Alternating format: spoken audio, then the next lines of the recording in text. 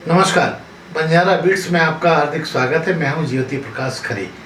आज हम आपको मिला रहे हैं एक ऐसी शख्सियत से जिसका वास्ता मुंबई से है। चलिए मिलते हैं डॉक्टर नीरजा मिश्रा से। नमस्कार नीरजा जी। नमस्कार भैया, कैसे हैं आप? मैं मोटा हूं जी।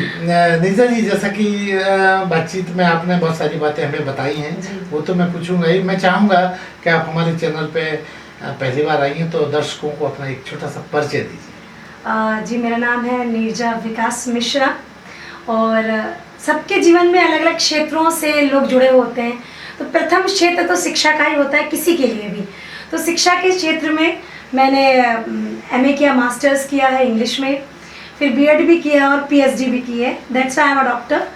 और उसके बाद अभी मैं काउंसलर भी हूँ, टीचर्स की काउंसलिंग, स्टूडेंट्स की काउंसलिंग भी करती हूँ। इस तरह से पढ़ाई के क्षेत्र में मैं पहले लेक्चरर थी, फिर आई लेफ्ट द जॉब। कुछ ऐसे पारिवारिक संबंध, पारिवारिक मुश्किलें आ जाती हैं और फिर लगता है ना कि फैमिली फर्स्ट, तो उस वजह से मैंने जॉब छोड़ा और अपने परिवार को ही प्रथम श्रेणी में रखते हुए कार्य किए। और फिर दूसरा क्षेत्र मेरा समाज का क्षेत्र आता है, क्योंकि हम सबके जीवन में समाज को अग्रणी करना बहुत आवश्यक है। तो मैंने बीइंग अ ब्राह्मण, तो मैंने ब्राह्मण समाज को आगे बढ़ाने का एक बीड़ा उठाया, जिसके चलते मुंबई में ब्राह्मण समाज की स्थापना करके महिला मंडल का निर्माण किया। और आज हमारा महिला मंडल, ब्राह्मण महिला मंडल, बहुत सारे क्षेत्रों में काम कर रहा है। किस नाम से है? कानिकुज ब्राह्मण महिला मंडल कल्याण के नाम से। इसमें आप किस पद पर सेवा रखते हैं? मैं सचिव हूँ जी। और हमारी 3 टीमें और सभी एज ग्रुप की महिलाएं, उसमें बहुत सारे प्रोग्राम होते हैं, आध्यात्मिक, सांस्कृतिक, बहुत सारे प्रोग्राम होते हैं। हम लोग पूरे ऑल ओवर कहते हैं इंडिया में, और पूरे भारत में भी हम अपने परचम को लहराने का प्रयास कर अलग जगह रही है सनातन। हाँ, बिल्कुल, कोशिश तो यही है। और तीसरा क्षेत्र है हमारे अध्यात्म का। अध्यात्म का क्षेत्र बचपन से ही शौक था भजन कीर्तन का, तो हमने एक राधिका सुर संगम करके अपनी एक टीम बनाई है। हम लोग पूरे मुंबई में, मुंबई के बाहर भी ऐसे आध्यात्मिक प्रोग्राम करने के लिए जाते हैं, स्टेज शो करते हैं। रामनवमी पे सुंदरकांड और सारी भजन माता की चौकी, अखंड रामायण, ऐसे कई सारे आयोजन हम करते रहते हैं वर्ष भर, पूरे ऑल टाइम। समझ लीजिए भगवान की कृपा ऐसी है कि सब लोग बुलाते भी हैं और बड़ी बड़ी टीम, बड़ी बड़ी संस्थाएं हम लोग के द्वारा ऐसे आयोजन करते हैं। और अब एक और जो हमारे शारीरिक क्षेत्र होता है, ये सारे क्षेत्र हैं जीवन के। शारीरिक क्षेत्र में हमने योगा को भी अपना एक स्थान दिया है। योगा इंस्ट्रक्टर हूँ, तो योग को अपने जीवन में लाने के लिए, घर घर योग की अलग जगाने के लिए भी एक प्रयास करती हूँ। नीरजा जी, मैं ये जानना चाहूँगा कि आपके पास बहुत मल्टी फ्लेवर्ड आप हैं, तो ये जो योगा वगैरह है, ये भी आपने कहीं से प्रशिक्षित हुई हैं? जी जी, पतंजलि योग संस्थान द्वारा शिक्षा मिली है मुझे। पिछले 7 साल से योग कर रहे थे, पर एज अ योग टीचर अभी 1 साल पहले ही मैं बनी हूँ। तो हमने सोचा कि अब योग के क्षेत्र में भी कदम को बढ़ाया जाए। अच्छा, झांसी से आपका कैसे वास्ता है? झांसी मेरा मायका है, born and bought up in Jhansi. सारी शिक्षा भी यहीं से हुई है, बाकी की शिक्षा मुंबई से हुई है। आप मुंबई में इन सब काम का जो है निस्तारण कर रही हैं। जी, भगवान की ऐसी कृपा है, उनका ऐसे आदेश है। अब आप योग के बारे में कुछ बता रही हैं। मैंने सोचा कि योग को हम अपने जीवन से जोड़कर अपने शारीरिक और मानसिक शक्ति को बढ़ा सकते हैं। क्योंकि कहते हैं ना कि आप योग के द्वारा दवाइयों से छूट सकते हैं, आप योग के द्वारा मानसिक यातनाओं से बच सकते हैं। आजकल एक वर्ड आ रहा है डिप्रेशन, इससे पहले कभी सुना था? आजकल छोटे से बच्चे से लेकर बड़े तक डिप्रेशन से ग्रसित हैं। तो उसके लिए मुझे ऐसा लगता है कि योग का सहारा बहुत बड़ा सहारा है, और जो वास्तविकता में हमें डिप्रेशन से, स्ट्रेस से दूर भी करता है। तो एक और चीज़ मैंने इसमें ऐड की है कि आसन करके हम अपने शरीर को तो बलिष्ठ करते हैं, पर हम मानसिक शक्ति के लिए कुछ नहीं कर रहे हैं। क्योंकि हर कोई अपने शरीर को बलिष्ठ बना रहा है, चाहे वो जिम के थ्रू हो, चाहे एरोबिक्स, जुम्बा कर रहा हो, आसन कर रहा हो, लेकिन मेडिटेशन को नहीं फॉलो कर रहा है, भूल जा रहा है। क्योंकि उसको लगता है मेडिटेशन में आधा घंटा वेस्ट होगा, उतनी देर में तो हम फटाफट जिम करके भाग जाएंगे, शरीर की तरफ ज़्यादा। जी जी जी। लेकिन सारी यातनाएं तो हमारा दिमाग ही झेल रहा है। तो उसके लिए हमने छोटे छोटे सेशंस लेना शुरू किए हैं। योग को घर घर तक पहुंचाने के लिए, योग से बच्चों से लेके बूढ़ों तक उनकी मानसिक शक्ति को बढ़ाने के लिए हम मेडिटेशन का सेशन लेते हैं। उसमें कई तरह के आयाम हैं। तो मेडिटेशन के प्राणायाम के सेशन लेने में कई क्लासेस में जाती हूँ, जहाँ स्पेशली हम बच्चों को या बड़ों को या महिलाओं को how to get rid of your stress, depression, उससे बचने के प्रयास बताते हैं, उससे बचने के तरीके बताते हैं, how to control your anger through aqua points. बहुत सारी ऐसी चीज़ें हैं जो हम उनको जो लोगों को पता ही नहीं। प्लस मोटिवेट भी करते हैं कुछ चीज़ों के लिए, जैसे कि महिलाओं में बहुत ज़्यादा आक्रोश हो जाता है घर के पारिवारिक संबंधों को परेशानियों से, कुछ ऐसी लड़कियां जो संबंध विच्छेदों से परेशान हो रही हैं उनके लिए, प्लस हम अपनी मानसिक शक्ति को बढ़ाने के लिए ऐसे कई सारे पॉइंट्स हैं जिनको हम मोटिवेट करके उनको इनहेल करते हैं। डॉक्टर नीजा, आप हमें ये भी बताइए कि अब तक आपने कितने लोगों की काउंसलिंग लगभग की हुई होगी? अभी देखिए लेटेस्ट तो मैं अभी झांसी आई तो यहाँ पर कई लोगों ने मेरे वीडियोस देखे थे, तो यहाँ से मुझे कॉल आया आर्य कन्या डिग्री कॉलेज से कि आप आइए हमारे के टीचर्स को और बच्चों को काउंसिल कीजिए। तो लेटेस्ट तो मैं कल परसों से आजकल यही काम कर रही हूँ मायके आके। और वैसे मुंबई में मैंने कम से कम 4 से 5 स्कूलों में जाकर टीचर्स बच्चों की काउंसलिंग की है, प्लस जो पेरेंट्स काउंसलिंग होती है उनकी इंडिविजुअल काउंसलिंग भी की है। तो इस तरह से बहुत सारे सेशन ले चुकी हूँ। आपके काम का अगला पायदान क्या है? अगला पायदान है कि मैं मेडिटेशन को आगे बढ़ाना चाहती हूँ थ्रू हनुमान चालीसा सुंदरकांड। ये कैसे? देखिए हम एकदम नया कॉन्सेप्ट है। देखिए हनुमान चालीसा कॉन्सेप्ट तो मैं ये कहूँगी कि डॉक्टर विजय मेहता है, आचार्य विजय मेहता, जो कि खुद एक मैनेजमेंट काउंसलर हैं, और उनसे मैंने बहुत कुछ सीखा। उनके वीडियोज़ का एक पॉडकास्ट देखा था मैंने, जिसमें वो हनुमान चालीसा से चक्रास को मेडिटेट कर रहे थे। वो मुझे बहुत ही अच्छा लगा और मैं वो करवाती भी हूँ अपने मेडिटेशन सेशन में।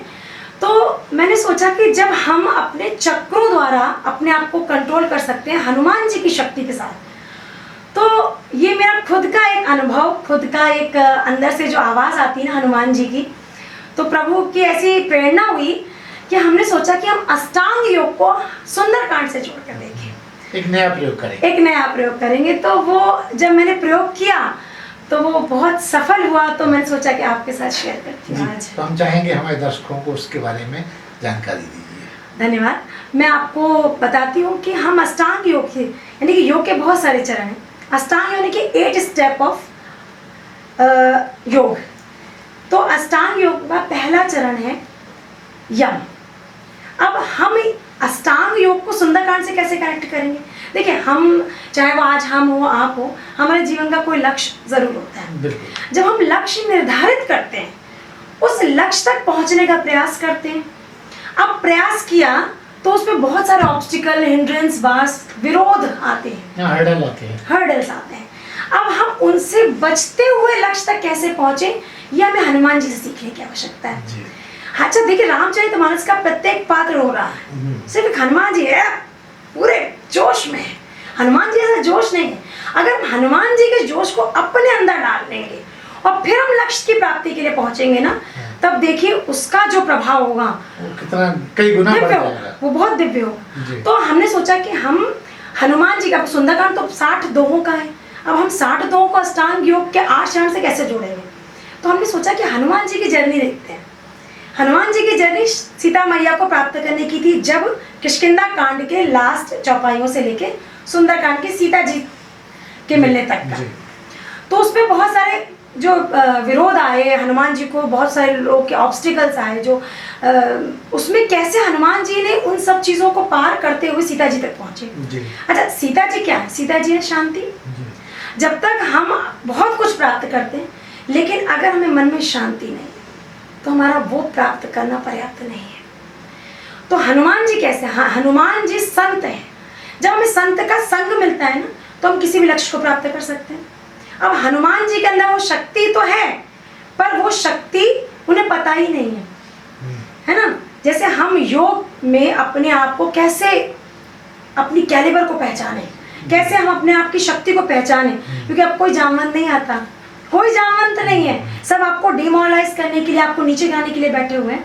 कोई आपको ये नहीं बताएगा यू कैन यू विल, कोई नहीं बताएगा। तो हम अगर अष्टांग योग से अपने जीवन के लक्ष्य की यात्रा को हनुमान जी के साथ जोड़ते हैं, तब फिर देखिए क्या होता है। हनुमान जी की, जब हनुमान जी अपनी शक्ति को नहीं पता था तो जामवंत ने कहा कि राम काज लगी तब अवतारा, सुनते भयो पर्वताकारा। ऐसे ही अष्टांग योग का यम में 5 चरण है। अब हम 5 को नहीं कर सकते क्योंकि हम गृहस्थ हैं जी। हमने उसमें से एक उठाया सत्य। सत्य यानी कि राम जी। राम को हमने अपने अंदर धारण किया। राम को जैसे ही धारण किया हमारे अंदर तेज आ गया, हमारे अंदर शक्ति आ गई हनुमान जी की तरह, हम आगे बढ़ गए। हम जैसे ही आगे बढ़े तो दूसरा आता है नियम।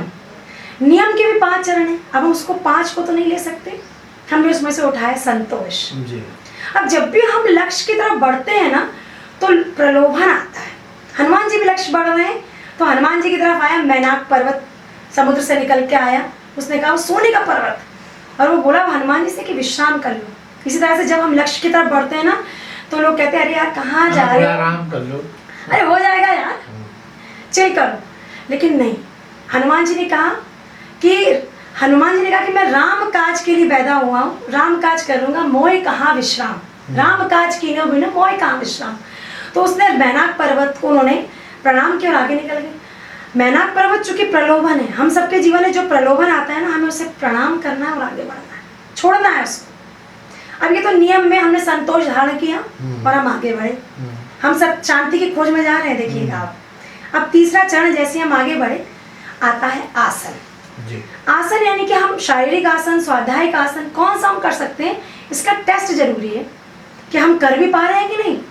हनुमान जी का टेस्ट लेने के लिए देवताओं ने सुरसा को भेजा। सुरसा नाम आईने के माता। सुरसा क्या है? सुरसा है अभिमान। जैसे हम कुछ करने लगते हैं ना तो अरे हम कर सकते हैं, ये अभिमान आ जाता है, अहंकार आ जाता है। और अभिमान को हटाने का काम सिर्फ हनुमान कर सकते हैं। तो जब सुरसा जज सुरसा बदन बढ़ा हुआ, जैसे जैसे हम आगे बढ़े तो हमारा अभिमान भी उतना विकराल रूप नहीं लगता है, लेकिन अभिमान को दूर भगाने के लिए छोटा हो जाएगा। हनुमान जी छोटे हो गए। हनुमान जी ने बुद्धि का भी प्रयोग किया और बल का प्रयोग करके बड़े हो गए और बुद्धि का प्रयोग करके तुरंत छोटे हो गए।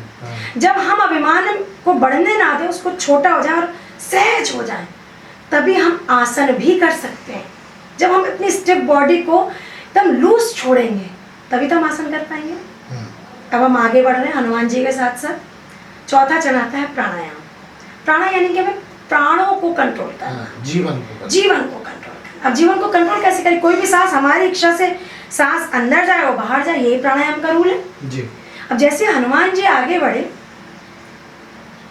तो हमारे जीवन में क्या आता है? हमारे जीवन में हमें कंट्रोल करने वाले बहुत लोग आने लगते हैं। लक्ष्य से बढ़ाएंगे हम, टांग खींचने वाले। सिंगिका आ गई।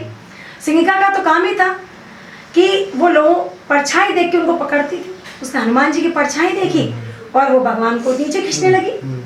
ऐसे हमारे लोग हैं, हमें आगे बढ़ते हुए देखते हैं और टांग खींचते हैं, लैग पुलिंग करते हैं। पर हमें लैग पुलिंग से डरना नहीं है, हमें हनुमान जी की तरह अपने ऊपर कंट्रोल करना, अपने प्राणों पे, अपने स्वाध्याय पे कंट्रोल करना है। जब हम अपने ऊपर कंट्रोल करते हैं, अच्छा देखिए कभी कभी ऐसा होता है कि लोग कहते हैं हम ऐसा कहना नहीं चाहते थे, कह दिया, हमारी गलती हो, लेकिन वो यहाँ कहीं चल रहा है, दिमाग का खेल है, दिमाग का खेल, वो यहाँ था इसीलिए यहाँ से निकला है।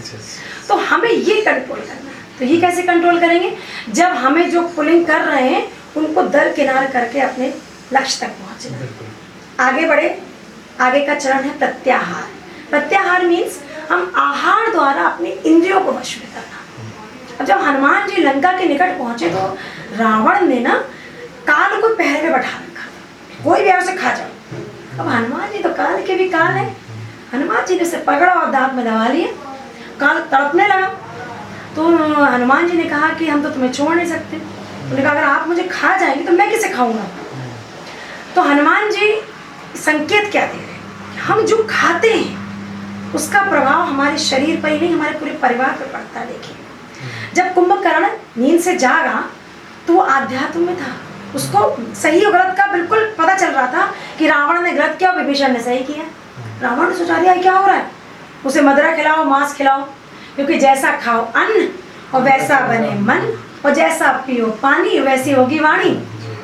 तो उसी तरह से हनुमान जी ने काल को कंट्रोल करके हमको ये बताया है कि अगर हम काल को कंट्रोल करना चाहते हैं तो अपने आहार पे कंट्रोल करें। आहार पे कंट्रोल करें तो हमारा शरीर भी बनेगा। अब हनुमान जी आगे चल रहे हैं। अब हनुमान जी और हमारा अष्टांग योग भी आगे बढ़ रहा है। अष्टांग योग का आगे का चरण है धारणा। धारणा माने किसी एक बिंदु पे कंट्रोल करना। जब हम लक्ष्य साधते हैं तो देखिए, अर्जुन का तो अपन ने सुना ही है कि अगर मछली की आंख देख के लक्ष्य साधा कि अब यहाँ वहाँ नहीं देखना, अब यहाँ वहाँ तो बहुत लोग बैठे हैं आपको देखने के लिए। जैसे आप आगे बढ़ेंगे तो आपकी कमी को देखने के लोग बैठे हैं। अब हनुमान जी ने जब प्रवेश करना चाहा तो सोचा कि अगर दिन में करूंगा तो कोई देख लेगा, कोई मुझे देखे ना। तो मसक समान रूप कपिधरी, तो जैसे मसक समान मच्छर का रूप धरा, वैसे लंकनी जो वहाँ की पहरेदार थी वो आ गई। लंकनी कौन है? लंकनी हमारे आसपास बहुत सारी है जो सिर्फ हमारी गलती देखने के लिए बैठी हुई है। इतनी छोटी सी भी गलती हो कि देख लेंगे, पकड़ लेंगे हमारी इस गलती को। और हनुमान जी ने क्या किया? राम जी का नाम लिया और एक मुस्टिका मारी। तो हमें मुस्टिका नहीं मारनी है, हमें उस मुस्टिका का मतलब है हमारा आध्यात्म, हमारा सहज स्वभाव, हमारी सहनशीलता। वो परीक्षण है वो आपका। वो हमारे लिए है कि अगर कोई हमें कमी निकाल रहा है तो उस कमी को हमें अपने ऊपर हावी ना होकर अपनी उस कमी को सुधारना है। जैसे आपने एक बार कही थी, इसलिए मूल्य नहीं मूल्यांकन का। हमें अपना मूल्यांकन करते रहना चाहिए, है ना। जब हम अपनी गलतियों को देखेंगे ना, तभी हम अपनी गलती सुधार पाएंगे। तो हनुमान जी ने क्या कहा? हनुमान जी ने जैसे उसको एक मुस्टिका मारी तो उसको मिल गया संत का, कहते ना, तूने न ताई सकल मिली जो सुख लव सत्संग। ये तो किसी ने पूछा कि मुस्टिका से कैसे सत्संग मिल सकता है? तो संत की तो मार भी बहुत होती है। तो हमने किस पे बिंदु किया? अपने ऊपर आत्म केंद्रित किया, अपने आप आगे बढ़े। अब जब हम आगे बढ़ते, जब संत का हमें साथ मिल गया, हनुमान जी ये संत हमारे साथ चल रहा है, तो हम लक्ष्य अवश्य ही प्राप्त हो। हमने ध्यान में पहुंच गए। अब ध्यान जब हम पहुंचते हैं तो हम मेडिटेट करते हैं, अपने अंदर की पावर को पहचानते हैं, अपने आप को अंदर से हील करते हैं। जो हमें मानसिक अशांति मिली हुई है उसको हम कंट्रोल करते हैं। अब जब हम उसको कंट्रोल करते हैं, उस तरफ पहुंचते हैं, तो हमें ऐसे ही लोग मिलते हैं, विभीषण जैसे। विभीषण ने क्या किया? विभीषण, अच्छा वो लोग कब मिलेंगे? जब हम उस पोजीशन तक पहुंचेंगे। अदरवाइज अगर हम नीचे ही अभिमान उसमें ही हम फंसे रहेंगे, हमने गिव अप कर दिया कि हम लक्ष्य तक अरे इसी में फंस गए, तो हमें ऐसे लोग भी नहीं मिलते हैं बिल्कुल जो हमें लक्ष्य का पता भी बता सके। बिल्कुल। फिर जब हम ध्यान द्वारा अपने आप को इतनी, अपनी कैलिबर को पहचानते हैं, अपनी पोटेंशियल को पहचानते हैं, तब हम इतने, हमारे अंदर एक ऊर्जा आ जाती है और वो ऊर्जा का प्रभाव पूरे ऑरा को चमका देता है। और फिर हमें ऐसे लोग मिलने लगते हैं जो हमको बताते हैं कि अरे तुम्हें वहां पहुंचना है, अरे तुम चिंता नहीं करो, तुम पहुंच सकते हो। और विभीषण ने क्या पता बताया? समाधि। समाधि यानी शांति। सीता पर कहाँ बैठी है? अशोक वाटिका। तो हनुमान जी जब पहुंचे सीता मैया के पास तो उनकी यात्रा कंप्लीट हुई। और हम जब समाधि तक पहुंचते हैं तो हम गृहस्थ हैं, हम कलयुगी लोग हैं, हमारी समाधि भी हमारी शांति ही है और शांति ही हमारी शक्ति, लक्ष्य है, हमारा लक्ष्य है। तो अगर हम जो भी प्राप्त कर रहे हैं उसमें अगर हमें शांति मिल रही है तो यही हमारा लक्ष्य है जीवन का, और जो हमें योग द्वारा ही प्राप्त हो सकता है और हनुमान जी की कृपा द्वारा ही प्राप्त हो सकता है। ऐसा ही मैं एक छोटा सा मेडिटेशन में करवाती हूँ तो लोगों को बहुत शांति मिलती है और लोगों के अंदर एक नई ऊर्जा का प्रभाव होता है। नीता जी, एक बड़ा महत्वपूर्ण सवाल जो मुझे समझ आ रहा है, आप जो भी कुछ लोगों को सिखाती हैं, बताती हैं, उसका परिणाम कब सामने लोगों को आता है? देखिए, एक बात बताइए, जब बारिश होती है जी, तो छाता क्या काम करता है? प्रोटेक्ट करता है बारिश को। लेकिन यहाँ से भी भीग जाते हैं, यहाँ से भी भीग जाते हैं, कहीं ना कहीं से तो असर होता ही है बारिश का। लेकिन फिर भी छाता हमें बारिश में खड़े होने की हिम्मत देता है, है ना? That is the same thing. जब हम किसी आध्यात्म में पहुँचते हैं, हम सत्संग में पहुँचते हैं, हम मेडिटेशन करते हैं, तो वो जो शक्ति होती है ना, हमें परेशानियों से जूझने की शक्ति देती है। परेशानियां तो आएंगी, मेरे जीवन में भी आई, आपके जीवन में आई है। जब कुंती जाने लगी, भगवान जाने लगे, तो कुंती से पूछा कि तुम्हें क्या चाहिए? तो कुंती ने ये कहा कि भगवान मुझे दुख मिले। तो उन्होंने कहा बुआ, दुनिया सुख मांगती है, आप दुख मांग रही हो।